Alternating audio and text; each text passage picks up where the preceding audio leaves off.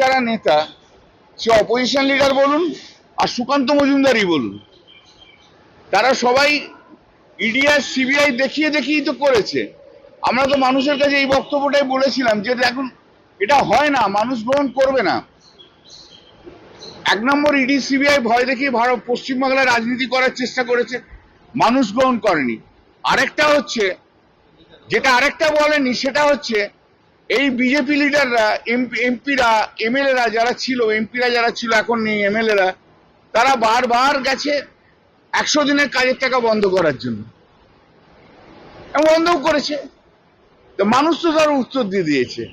যাই হোক, দেরিতে হলো, বোধোদয় হয়েছে, কিন্তু দুর্ভাগ্য হচ্ছে এখন এমন একটা জায়গার সময় বোধোদয় হলো, বিজেপি দলটাই ভেঙে যাবে, আর কিচ্ছু চিন্তা করবেন না। অলরেডি আমার কাছে বোধহয় 5-7খানা টেক্সট 5-7টা জেলা থেকে এসছে, আমি বিভিন্ন এমপিদের কাছে ফরওয়ার্ড করে দিচ্ছি।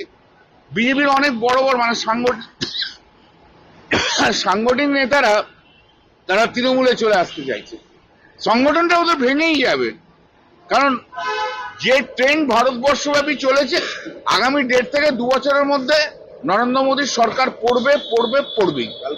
মেগা বৈঠক, ও কিছু এসে যায় না। কাদের মেগা বৈঠক? কোথায়? দিল্লি থেকে নেতারা আসছে। আরে দূর, হিরো পার্টিদের আবার বৈঠক, প্লেয়ারই নেই খেলার, আবার বৈঠক। কারো পা খোঁড়া, কারো মাথা ভাঙা। সুকান্তই তো কোন রকমে পেরিয়েছে 10,000 ভোটে, মাত্র 8 থেকে 10। ইলেকশন কমিশন অফ ইন্ডিয়ার আশীর্বাদ না থাকলে এরা সব হেরে যেত। সুকান্ত, সৌমিত্র সব হেরে ভূত হয়ে যেত। আমার পার্লামেন্টের স্পিচে তো আমি বলেছি পরিষ্কার।